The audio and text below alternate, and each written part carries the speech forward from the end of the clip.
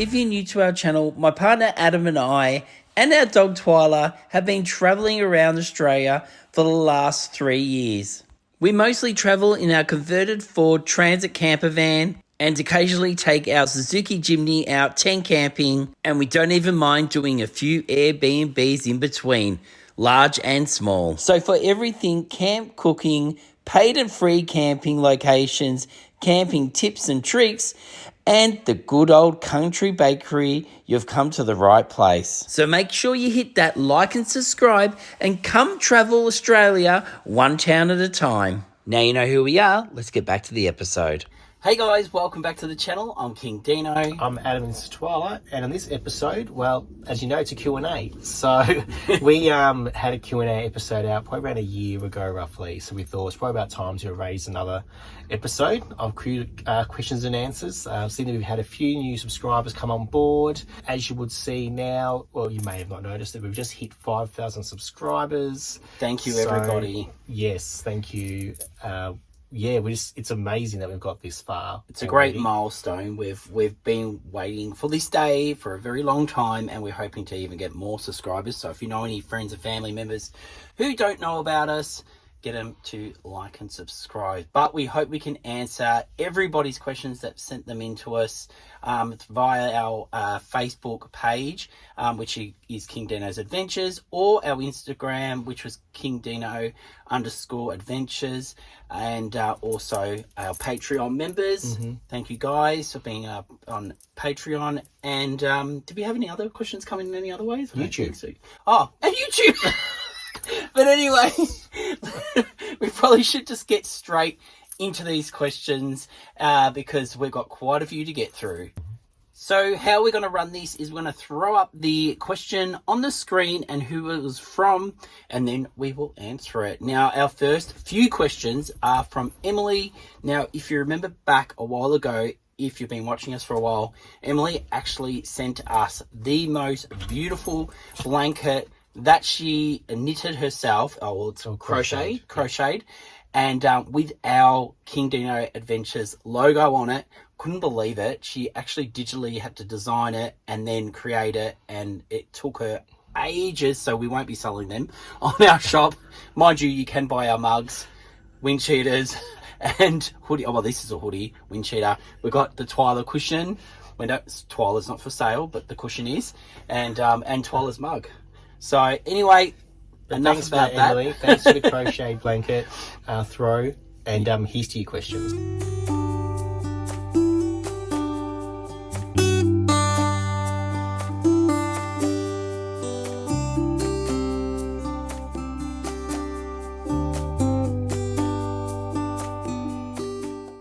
So like a lot of people, COVID put a spanner in the works, and I was at home and I started watching a lot of YouTube, and I did stumble across Cara and Nate, who ended up during COVID traveling around America in a van.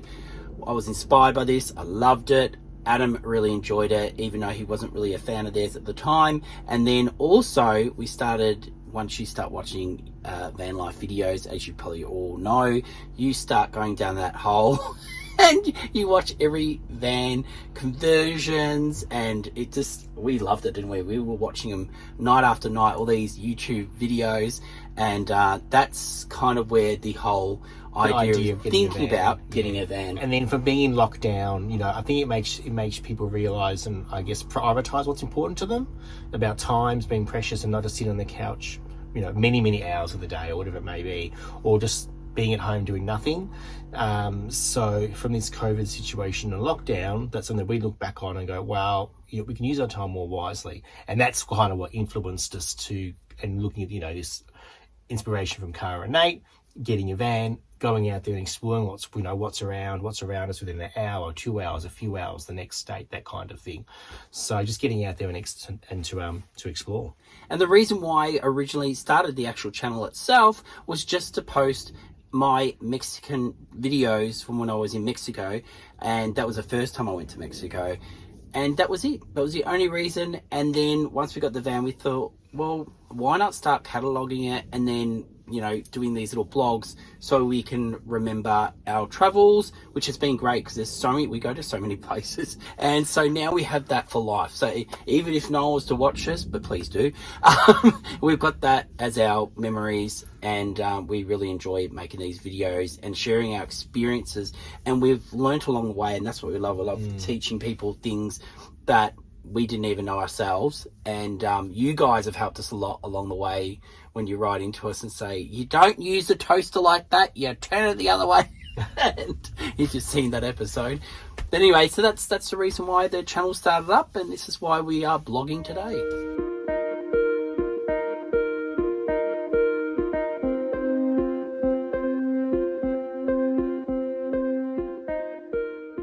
So when it comes to meals, yes, we do pre-plan. That's one thing we always have done.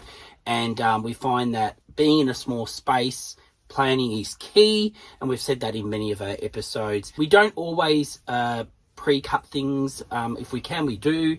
But we do think about the ingredients. And if we are doing a few dishes over a weekend, we might, if we've got a bag of carrots, we'll use that in a few meals. That saves on space rather than bringing 100 different ingredients.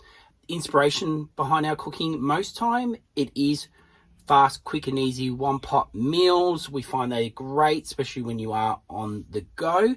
But then there are other times where we like to slow it down and do our camp oven meals, which sometimes can take up to 3 hours to cook.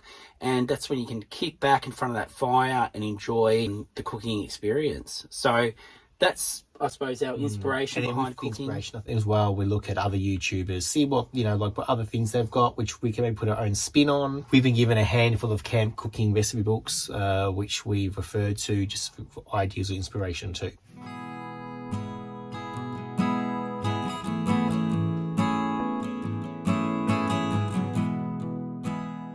So this is one of those questions we get asked quite often, and to be absolutely honest, we don't really have a favorite because everywhere we go, we just absolutely love it. I'd probably say, if anything, we do prefer an RV friendly town where they will have an allocated spot where you can camp for 24 hours or 48 hours depending on the town, and you can walk straight into town. And it's just so convenient because we don't have to pack up. We're set up for the time that we're staying there, and we can walk in. We've got Twyla, who we travel with, which is convenient. You can go to a pub, have a couple of drinks. You don't need to worry about getting back or in the dark with driving. So it's something like that is definitely a preferred option. And then also, I guess, ties into when we're looking for a place to stay. That's one of our considerations too.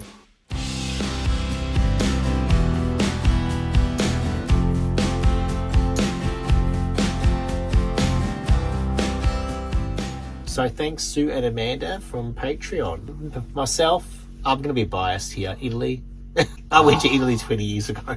But I'd love to go back in a van and spend a lot of time going through the mountains and the countryside and the rolling hills and all the, the very kind of romantic aspect of Italy, and having, the time to do so. My last trip was like a week there, many, like I said, 2 decades ago, but having a van will obviously give you the time to enjoy this location. And that's one thing about having a van, that when I used to travel a lot for work, it was amazing because you got to see so many different places. But when you're in a van, it's the in-between places that you discover that's amazing. So I can imagine being in Europe and driving, or Italy, and driving around and seeing all these little country towns. It'd be so awesome to get off the beaten track.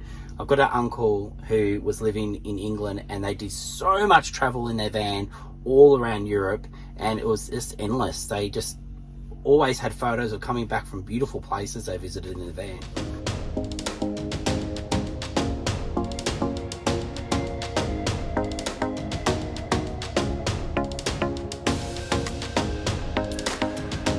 I have to admit, when we first got our van, we were a little bit nervous and apprehensive about this whole not getting a spot when we rocked up. But I think you kind of get used to it, and you learn to always have a little bit of a backup plan. Adam always says, we can just go into a town and park in a street. I don't think we've done that yet. No. But that is an option. It is an option. Worst case, that's what I feel. Worst case, if you plan to go somewhere, free camping, I guess you would say, and well, it will be free camping, and you can't get there, you can't make it. I mean, we're in a pretty safe country. People tend to be pretty friendly, so I'm sure worst case, and this is a backup scenario, worst case, go to the nearest town, just, you know, if you had to, worst case. So there's always that reassurance at least. Yeah, you can always have a backup plan. So don't be scared. Just get out there and try it. And that you can find, just to get you started, you can find a lot of places that have many free campsites in a bit of a cluster. So if you don't get into one, you can go to the next and then go to the next. And that's happened to us before, where we've gone to 2, and then on the third one we got a spot. So that's what's happened to us before. Mm-hmm.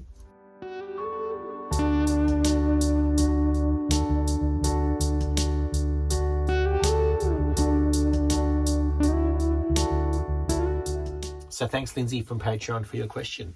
Now, to be honest, I don't think we've left our tent by itself before, and when we've taken the Jimny out, we've always been with it. So we'll go explore in the Jimny, the town, and then we'll head off to where we're camping for the night and then set up. But it does give you the option just to leave your tent there with your belongings and take off and go away for another day. But being that we pretty much have only been away in the tent we've only kind of been doing one-nighters. Yeah, we just set up for the night and then pack up and then go explore the next day. And with our van, that's one of the reasons why we got this van, is because we keep everything really simple. Some people take a lot of stuff and they have to pull out a lot of stuff and pack it up. We keep it really basic. So it's only Twyla's bed to pack up and a couple of our table, and that's it. And then if we've got plugged in, we unplug and off we go. So either way, it's easy to explore and pack up, or keep the tent set up and leave it behind.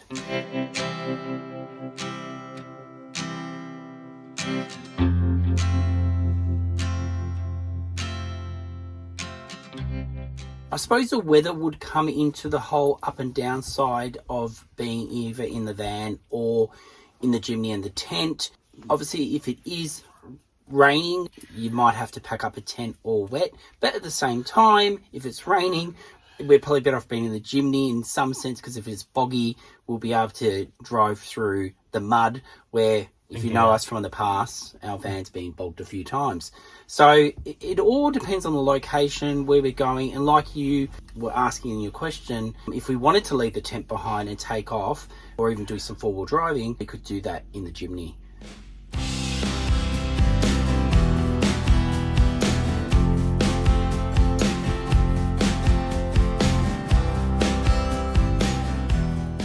So thanks, Karen, for your question. Traveling with Twyla, luckily, she travels really, really well. I think because we had her on the road from day one when we got her as a puppy, she's just really accustomed to being in a vehicle and vehicle movement. She doesn't get motion sickness. She can be in the vehicle for a good 3 hours roughly. And then she might need to go to the bathroom. So with all that, with her traveling pretty well, we don't need to do too many pit stops. It's based on how we feel with driving, or Dean driving the van, or either of us driving the Jimny. We may stop every 2 to 3 hours ish, depending on what's where we are, if we want to see something along the way. And she has let us know in the past, like she'll basically, she kind of just starts getting a little bit uncomfortable, and you kind of go, okay, she needs to go to the toilet. Looks a little bit kind of agitated, and then we kind of, okay, she just wants to go to the bathroom, so we'll probably stop then. So luckily for us, Twyla's a great traveller.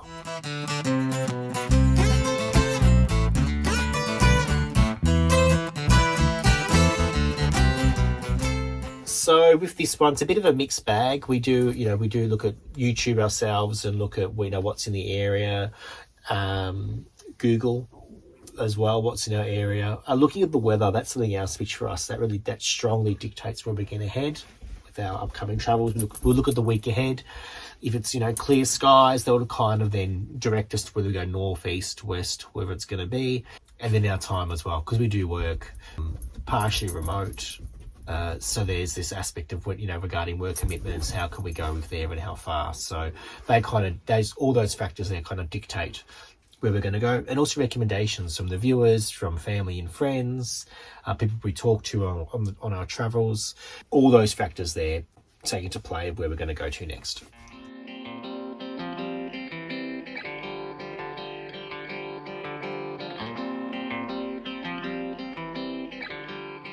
I won't lie, we haven't often done that, but there has been 2 occasions where we've had to visit the vet on the road with Twyla. Times where she's probably eaten things along, she's like a vacuum.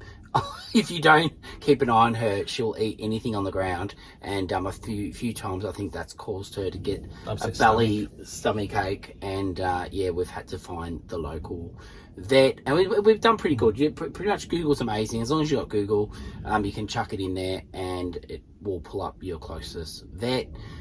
But otherwise, yeah, we haven't done that. The towns that tend to do have a vet in town anyway, so yeah. There's always, not always, but we can often see that there's like an after hours number as well, or an emergency number. So we jot that down when we go past sometimes, if we think of doing that.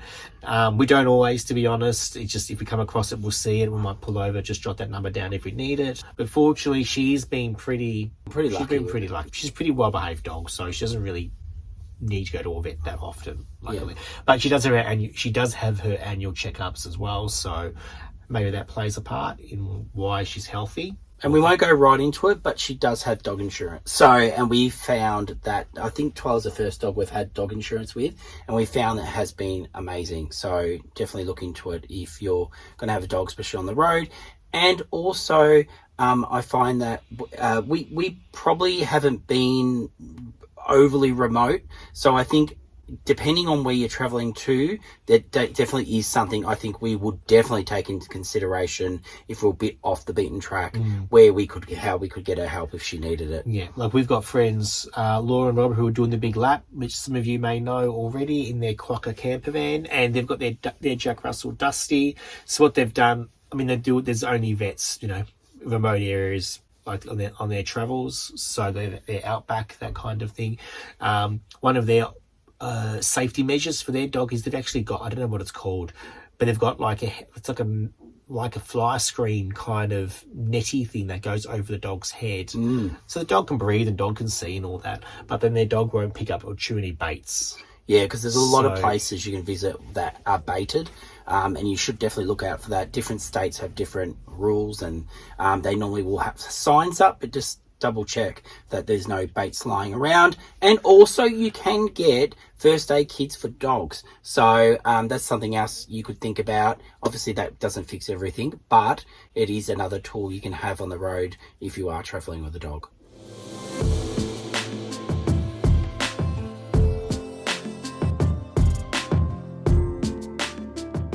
Okay, so with us, we tend to use a couple of apps, not too many. Obviously Google's, that's, net searching. Wikicamps, that's definitely a winner with us. It was $8 or $10. It's so cheap when you buy that app. And if you get one free spot out of it, great, you're already ahead in the game. So that's definitely one that we've used quite often, and then that has reviews from other people as well. So from fellow travelers, they get their thoughts on the site. There's photos there as well, so it's definitely a handy app to have. Another one that we do have as well is Toilet Map, which sounds kind of like, what's a toilet map? But this is it's the National Public Toilet Map. So I'll show you here, if I can bring it up. And this has helped us in the past a lot, because we only use our toilet in our van for number ones. Yes, for when number 2 arrives. You can bring this up, guys. It's going to be a bit, but yeah, there it is there, the Public Toilet Map app. And this just shows you where the toilets are for 24 hours, and it's national. So it'll literally show you, it'll pinpoint the toilets in every town, every location, basically in the country. So when you're on the road, look it up if you need to go. You can, you can see one's ahead, 10 minutes down the road, that kind of thing. So you're reassured and get you a bathroom when you need to go.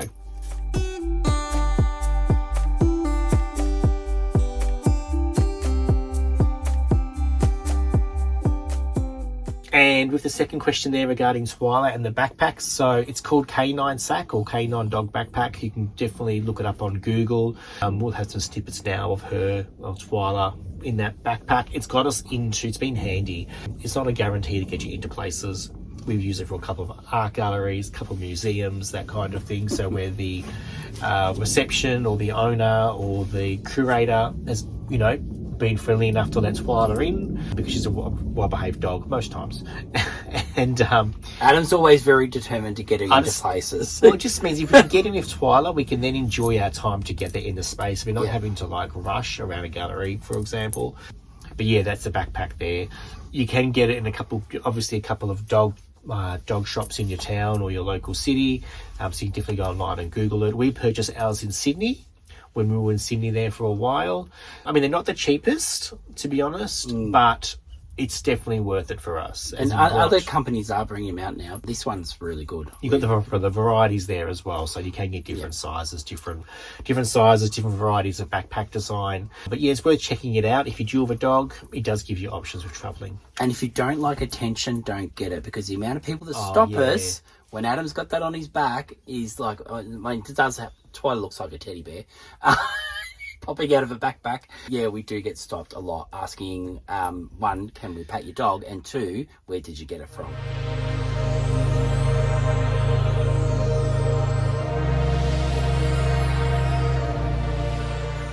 Mine would be Uluru. I know you're not too keen on going to Alice Springs. Because of the flies. Because of the flies. Fly nets. But yeah, Uluru, I'd love to get a photo of our van in front of Uluru. It would just be beautiful. And what about you, Adam? What do you think? I do want to go to Tassie actually with Twyla. That's something which is on my list. Just the whole transportation over there. It'll happen one day. So Virgin Airlines, get these dog things happening. Suddenly you heard they're putting read that apparently Virgin Airlines is going to get dogs on some passenger flights in a particular spot of the plane. So hopefully that goes, because we're not from the idea of putting her in the cargo hold of a boat or a plane's not really to our liking. So hopefully in due time we can fly her over there with her, under my legs essentially. And if you're wondering how we're going to get the van there, I'll be hopping on the boat with the van and meeting them over there. Yeah. So that's one of those. The other one will be the South Australia coast. We've heard that's quite nice. We've been to Adelaide, we've been down that way ourselves before. We want to go back there and spend some more time there and see the sights and the coastal regions around there as well. Yes, that's kind of for me personally, the south side of, I guess, the south end of Australia. Yeah, and then awesome. Down the track, Perth as well, and the western side too. But that time will come. Yes, I'm just trying to stop Twyla from barking so we can film this episode. Twyla, stop it.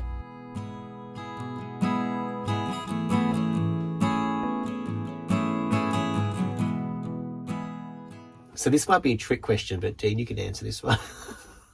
I don't know. I just turn the pan on and I start cooking, to be honest. I think you're impatient. Yeah, maybe I'm impatient. I just like to get the job done. Bang. But there was one time I did preheat. It was when I was doing some steaks. We were doing steaks. Remember Lee told us how to cook them, and I still think I got it wrong. Oh, yeah, the right way. Yeah, preheat your pan and having the meat sizzle. And you wanted yours well done. I wanted mine medium rare.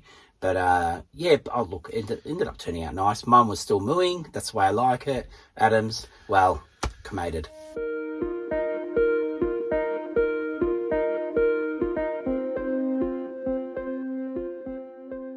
So for work, I work in business relations and improvement, and Dean, he works in retail management. Yeah, and with that, I run a brick and mortar store, so I have to go into work. So that means we only travel on the weekends or on our holidays, which a lot of people think we do this full time, but pretty much we work full time and we run our channel. So so it feels like 2 full-time jobs. Yeah, it's pretty much is 2 full-time jobs. To run 2 episodes a week for over the last 2 years, we pretty much are working day and night to get this channel up and doing what we do, but we absolutely love it, and we love the fact that you guys watch our episodes every week. In the future, who knows what that holds? We would love to go full-time. Adam could still probably work from the van. Myself, obviously I couldn't.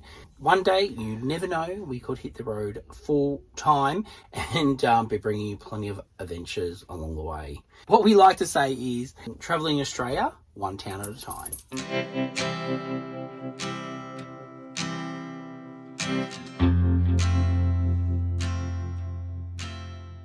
Thanks, Lafern, for your question. So I think one of the day trips that I can think of is probably Marysville. It's probably the northeast of Melbourne, depending on what side you're coming from Melbourne. It could be an hour and a half, 2 hours drive to get there. But there's a few things in town you can, go around, see the sights. It's a beautiful area.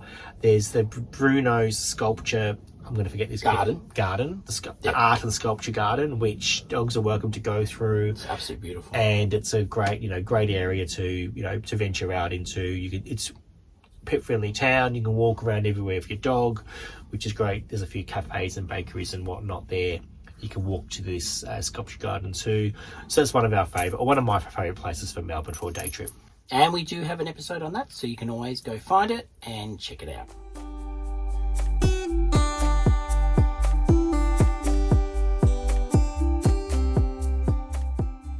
When it comes to heating, we do have a heater in our van, but it is only plug-in, so we have to be at a powered site to be able to use it. We have considered getting a diesel heater, because I know a lot of people will comment if they have in the past, get a diesel heater. Yeah. But it is a bit of an investment, we're still... If you own a diesel heater company and you want to sponsor us with us with one, reach out. Install it, because I think that's where some of the price comes into it, is installing it. I always get a bit funny about adding something new to the van, because I think, they're going to wreck something when they're doing it, and I get a bit nervous. But anyway, one day we might get a diesel heater, but we do have a little outdoor heater that we take away. We just recently were using it in one of our episodes. And that's a gas that uses the gas canisters, so that's portable outside. It's not a large one, but it sits on the table basically to warm your hands, warm your feet. Along those lines. So we've got the indoor and the outdoor option. Yeah, and it does have a big warning sign on it, don't use it inside. So try not to do that, because it's not that safe. So for now, that's our heating options. Obviously the sun. Take lots of blankets away with you.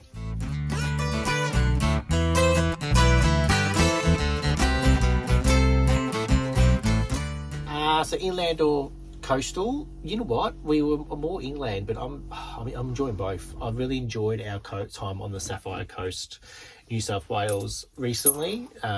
We had great weather in the sun. And the person that gave us this question was Kim.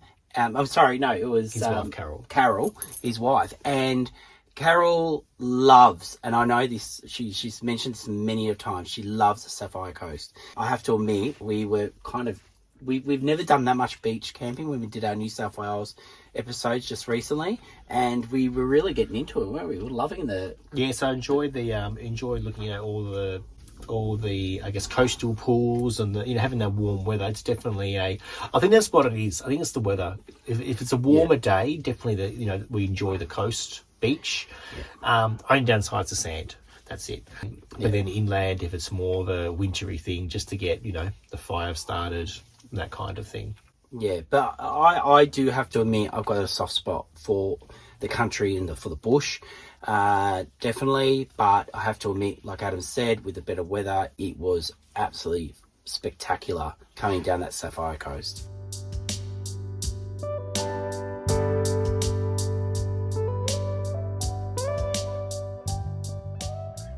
And with bakeries, for me, I think one of my favourites would be Broadford, actually, just northern area of Melbourne.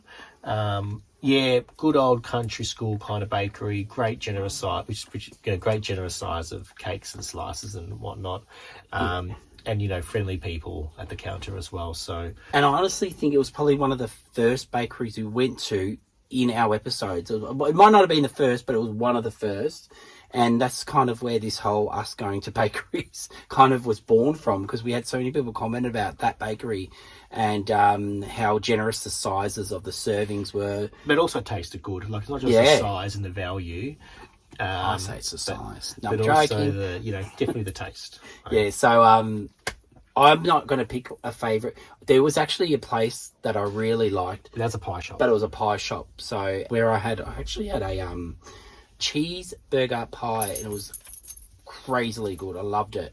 But anyway, I do recall that pie shop, and I had a Moroccan pie. Oh, that was good too. Moroccan pie, which was really, really nice.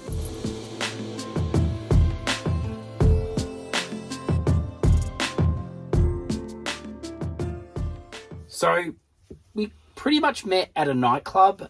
There is this whole story before the nightclub, and I think we illustrated it quite well in our very first Q&A that we did. So after this, we're going to have linked in at the end our original Q&A. So if you want to check out that, pictures and all, you'll see where Adam and I first met.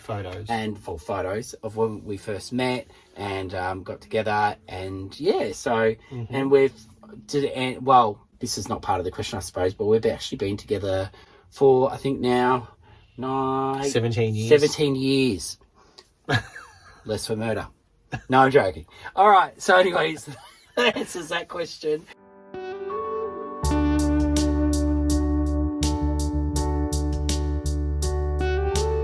And also you asked what has been our favourite meal that we've made on the road. Oh, we've cooked so many good things. Yeah. But I really enjoy our one-pot meals.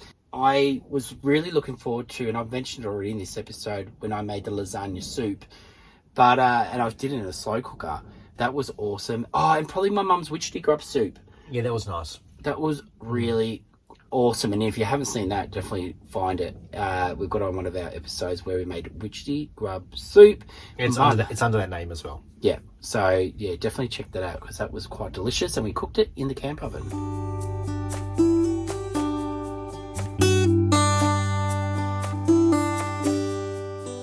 Thanks for the question, Bethy. We have toured with the idea. We don't know, to be honest. Now, but we do have the Jimmy now, so that does make it transporting a kayak easier. I mean, we couldn't really put it on the van. We've got the solar panel and stuff, so it'll get away with that. But possibly, maybe, I guess if we're going to do that, probably towards summer. Now that we middle of winter at the moment, it's probably too cold for us. So maybe down the track, kayak on the Jimmy for the Jimny. Head to somewhere it's a bit more still water, maybe like, I don't know, Portland, because they have got a nice area there that's, I guess, kayak friendly. Even Colac would be nice. Water's Edge, yeah, or Colac, yeah, some kind of lake where it's still. And we know where we'd probably buy it from if we did get one. Yes, our friends that raise a kayak, we've shown them. Well, I consider them our friends. We've seen them a couple of times, had a few chats. We met them at, I think, a Victorian Caravan Camping show initially, and then saw them the following year after. So we've showed what they've got. And they do have like fold up ones, and they have the blow up ones as well, which would be good. Which again, we can have it all pre-blown up and stick it on top of the chimney if we want. The fold up ones we could even put in the van if we wanted to. So definitely something we'll toy with in the future.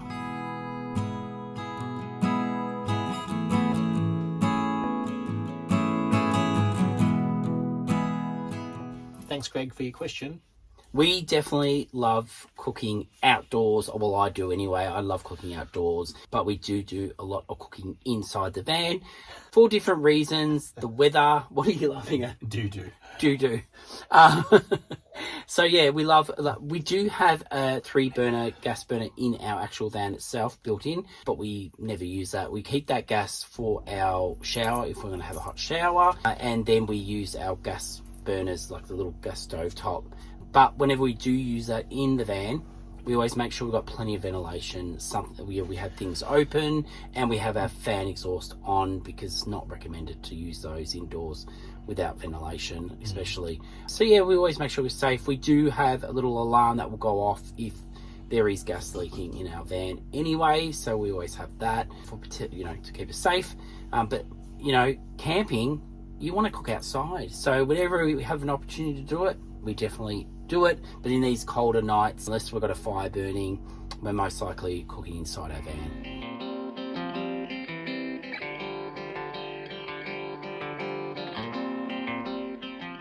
Thanks for your questions, Sarah. With budgeting, it does depend, I guess, where we're going and how long we're going for. So this would be, obviously you got your diesel or your petrol, depending on what you're driving, your vehicle of choice. I think on an average day, and it does depend if we're eating out too, that's the other thing. So I think on an average weekend, say weekend getaway, because I'm sure most people work these days, that kind of thing. So I reckon maybe for a weekend, probably 100 to 150, 200 max for a weekend. Yeah. So that will be giving you ingredients. And then after all that cooking as well, there'll be leftovers the next few days. So it may seem like a lot of money up front, but you can make that food stretch for a couple more days thereafter. And then it comes down to the paid camping or free camping. So obviously it's going to be cheaper if you're free camping. And then you've also got petrol. So depending on, we used to have diesel in our van. Yeah. So depending on how far you go. Yeah, I reckon I would safely be $100 a day, roughly. 150. That includes diesel. So looking at your diesel, your food, if you're cooking at least one meal from scratch, like a main meal that is, so you're not eating out as much saving a little bit of money, but around that kind of ballpark. But that's where free camping is fantastic because it is affordable. Yes, you do have to pay to get there, but when you're there, you can take food from home, and take what's in your fridge and get event. Like ramen is something you can cook so cheap, which is just 2-minute noodles for people in Australia, and you can add veggies and things to it, so you can have a really cheap getaway and just be outdoors for. Yeah, a cheap getaway. No, we don't always cook elaborate meals because it's just huge at the time and who can be bothered. And do we have the skills?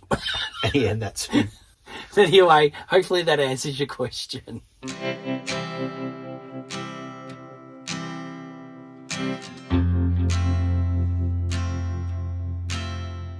So we definitely will be visiting other states, but it all comes into our work schedules and getting the time off work to be able to go that bit further. If we were, say, to go to Western Australia, we're going to lose about a week in travel, getting there, getting back. So that plays into it a lot. And also, even on top of Queensland, you've got a bit of a track up there before you can start filming. The highest we've actually been in our van is Coffs Harbour. Top of New South Wales, and then probably furthest across we've been, besides me visiting Western Australia, I've got a Bunbury episode and a Perth episode, which I actually flew over there, that is on our channel. It's Fremantle as well. And Fremantle as well. Pretty much the first we've been towards that way is Adelaide. I don't think we went past Adelaide. So we're currently, more so South and East South Australia, East Coast of Australia, that kind of area, at the moment. So definitely in the future, you might just have to be a little bit patient.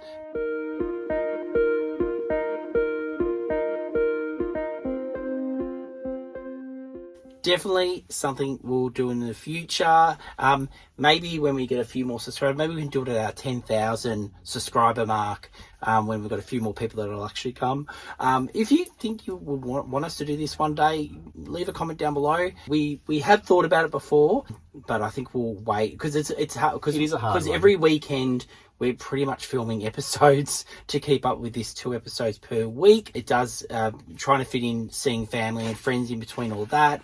Can get a little bit tricky, but we definitely think we should have one day. We have run into a lot of people along the way on the road in little towns. Town, it was Robinson in New South Wales. We actually stopped 4 times in some town on a mountain, like yeah.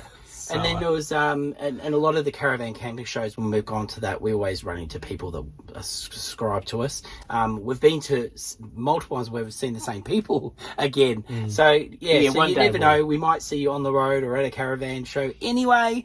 And until then, till we hit that 10,000, let's get up to that, and then we'll think about doing one.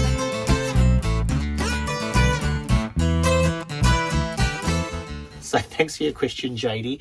What do we have next? So, I mean, technically, right now, we actually don't even know where we're going to go next weekend, to be honest. Absolutely nothing. Future-wise, I mean, we're looking at, early next year, we want to get Interstate again. So that's definitely in the pipeline. That's going to depend on a couple of factors. I think weather definitely is one of the main ones. And a bit of the time, how much time we can get off work to be able to get away further. And that might... can we get to Western Australia? The way we look at it is, I think we've learnt now, for us at least, it does kind of matter where you go in some way.